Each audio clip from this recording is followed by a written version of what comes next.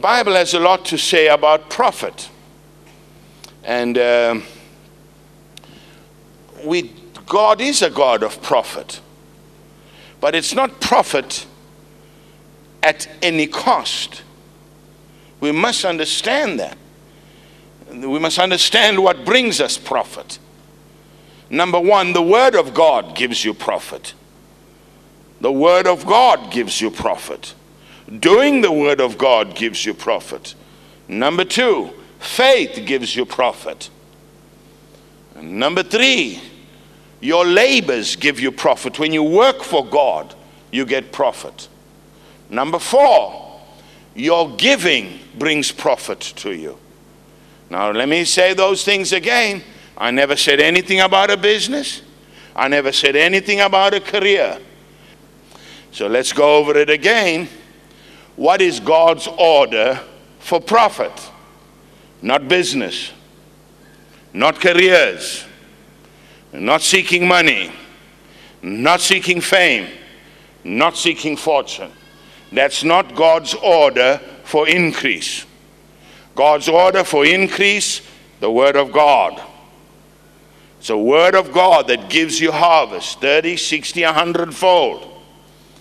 The Word of God didn't profit the children of Israel because they didn't mix faith with their hearing.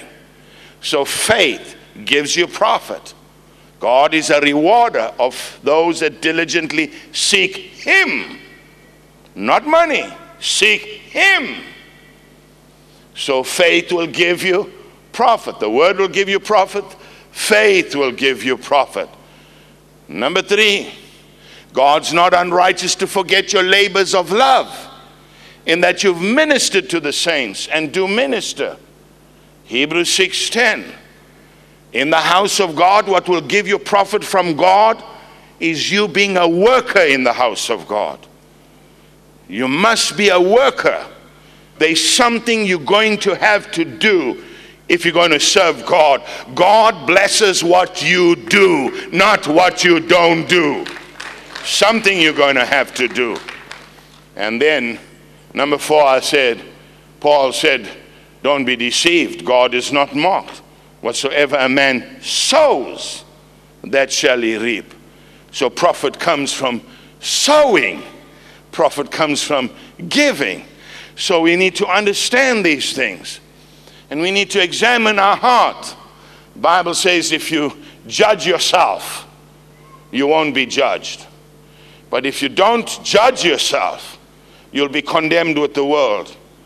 And so I continually judge my heart. I'm not perfect, but I'm continually allowing God's searchlight to examine my motives, examine my attitudes, because I realize that I, as an offerer, got to be right with God. When the priest brought a sacrifice into the Holy of Holies, the blood of animals, if he was not right, he would die. I cannot fool around with the grace of God. It's not sloppy agape. It's given to me a lifeline. Thank God for His grace. The grace of God should teach me to deny ungodliness.